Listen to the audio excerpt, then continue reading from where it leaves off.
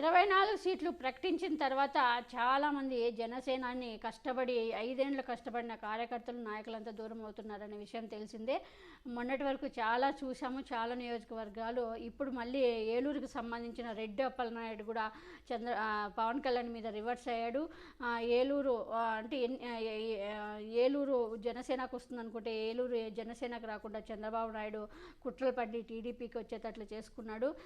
ఎన్నికల తర్వాత ఈ ఎన్నికల తర్వాత ఇప్పుడు ఇంతమందిని మోసం చేసిన పవన్ కళ్యాణ్ ఎలా తిరుగుతాడో ప్రజల్లో చూస్తామంటూ కూడా చాలా ఆగ్రహం వ్యక్తం చేస్తున్నారు.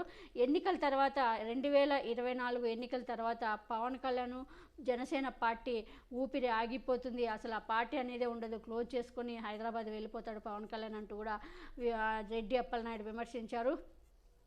ఎన్నికల తర్వాత జనసేన ఊపిరి ఆగిపోతుందంటూ జనసేన నేత ఏలూరు జనసేన నేత ఏలూరు ఇన్ఛార్జ్ రెడ్డి అప్పలనాయుడు ఆసక్తికర వ్యాఖ్యలు చేశారు. ఇవాళ ఆయన మీడియాతో మాట్లాడుతూ జనసేన తరపున పోటీ చేయబోయే 24 మందిలో ఎంతమంది గెలుస్తారో తెలీదు, గెలిచిన వారు ఆ పార్టీలో ఉంటారో లేదో అనుమానమే అంటూ కూడా బాంబు పేల్చేశాడు. భవిష్యత్తులో జనసేనకు ఊపిరి ఉంటుందా లేదా అనే విషయాన్ని బట్టి భవిష్యత్ కార్యాచరణ నిర్ణయించుకుంటామని ప్రకటించారు. అధికారంలో షేర్ లేకుండా తక్కువ సీట్లు తీసుకోవడం వల్ల జనసేన ఓట్లు ట్రాన్స్ఫర్ అయ్యే అవకాశం కనిపించడం లేదన్నారు.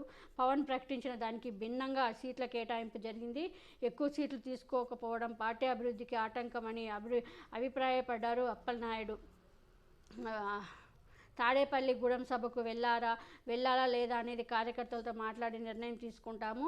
ఏలూరు అసెంబ్లీ సీటు దక్కకపోవడం అసంతృప్తికి గురి చేసింది. ఏలూరులో జనసేన ఖచ్చితంగా సీట్ ఇచ్చింటే గెలిచారన్నారు. ఇప్పుడు గెలిచే అవకాశం లేదు, మేము టీడీపీకి సహకరించము, ఓడించి తీరుతాము.